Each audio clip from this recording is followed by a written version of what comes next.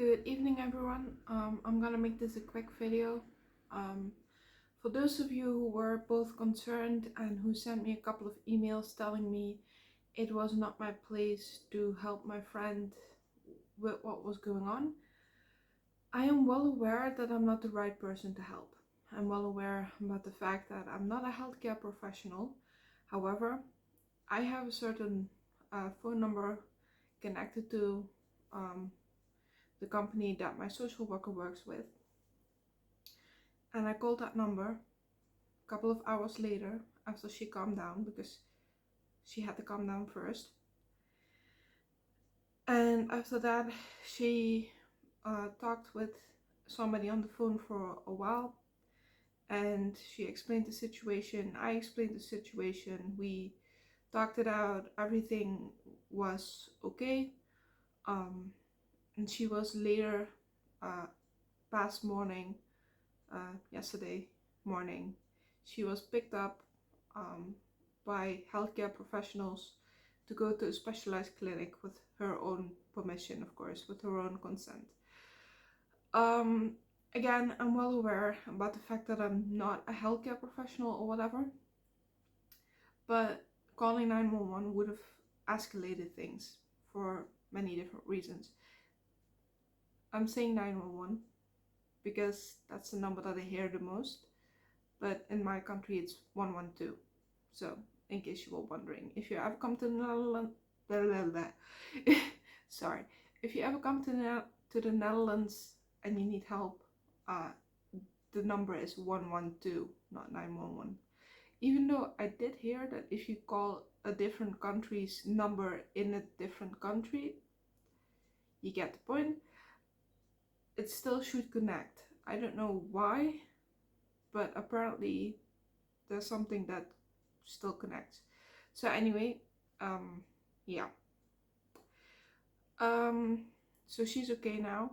I will not, or at least okay. She is being helped. She's being treated with what was going on. Um, so yeah, like I said, I'm well aware about the fact that I'm not a care professional.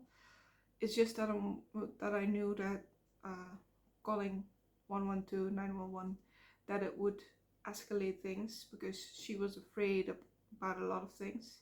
And calling this number calmed calmed her down a lot more, because it's not immediate and threatening and loud, if you know what I mean. It's all very comforting and it goes smooth, rather than just sirens and a lot of hectic drama. So yeah, that's why.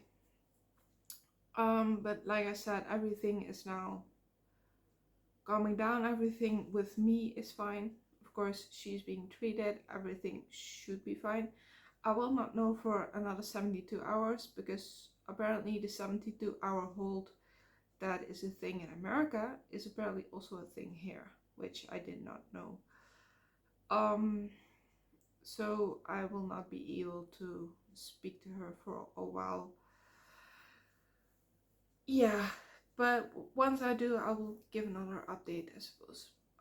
That is if people are interested. So please do me a favor, stop sending me emails like, you should not be taking care of her, you're not a mental health professional. I am aware, like I said, I'm aware. Please stop sending me those emails. Yeah. So for the past 24 hours, I haven't really done much. Haven't really been through a lot. I've just been doing a lot of research about, how she's feeling and how best to support her once she comes out of the clinic.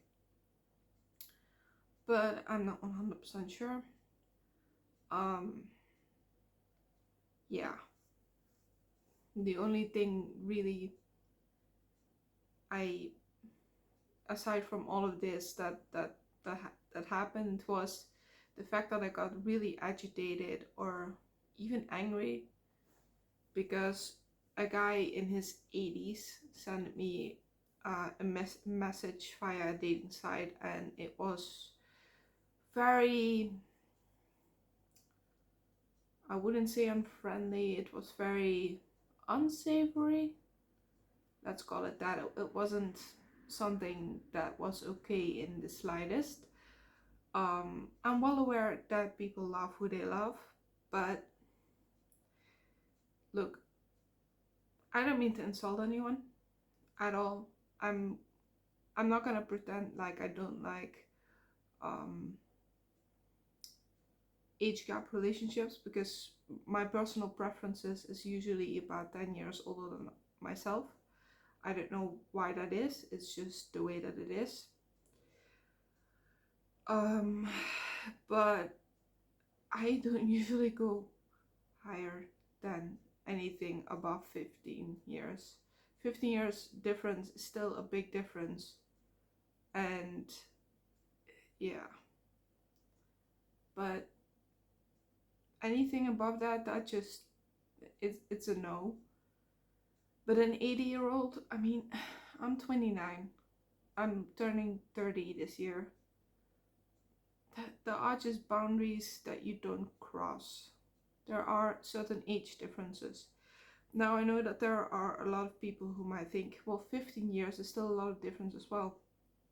Well, I don't know where you come from, but I want you to think about if you're in your 20s, 30s, like I am, I want you to tell me how many couples do you know above 50 or 60 that are not 10 years apart. And the reason why I asked this is because every single couple that I knew um, through my parents, they always had a 10 to 13 years ish, plus minus relationship. My dad, my stepdad, is 13 years older than my mom. My biological dad is 1 year older than my mom. Only one, but they didn't last, obviously. He ran from the police. Uh, blah, blah, blah. Story for another time. I've talked about it in the past, but I might retouch the subject. We'll see. But yeah, like every time I see, and I'm not talking about couples that have split up, I'm talking about successful couples, right? Successful couples, I have never met a successful couple above 50 or 60 that were not like 10 years apart. And it's always, the man is always the older guy, right? The man is always the older one in the relationship. And yeah, I don't know why that is, but it's kind of funny. And a little while ago, I had a conversation with a friend of mine. And he was like, we had some attraction to each other, and we were talking. And we were talking about his health problems as well. And at some point, we were starting to talk about like what it would be like, right, if we were together and stuff. And he was like, well, I'm like 13 years older than you are. Isn't that a problem for you? I'm like, no, not one bit. It's not really important to me how old somebody is, as long as it feels right and the connection is there. This is still turning out to be a bigger video than I thought, so I'm gonna close off soon. But yeah, we talked about it and he was kind of surprised. But then I told him, like, how many couples do you know above 50 or 60 who don't have an age gap of like 10 plus years? And he was like, well, hey, hold on, let me think about this. And he came back to me and he's like, every single one of them. Every single one of them. I'm like, yeah, I'm pretty sure it used to be normal. I mean, I don't know what it's like for other countries, but it's like, we're talking about Netherlands and England here. So yeah, that was kind of an interesting thing. to find out.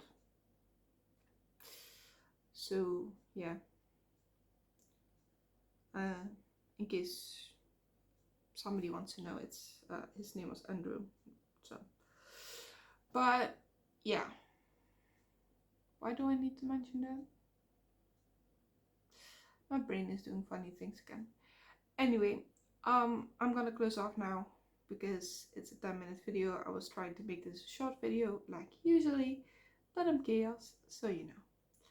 Anyways, I'm gonna wish you all a very good night, a very good evening, a very good morning, a very good day. I hope to see you in my next video. And yeah, I love you either way if you do or do not come back. So yeah, have a good night and see you all next time.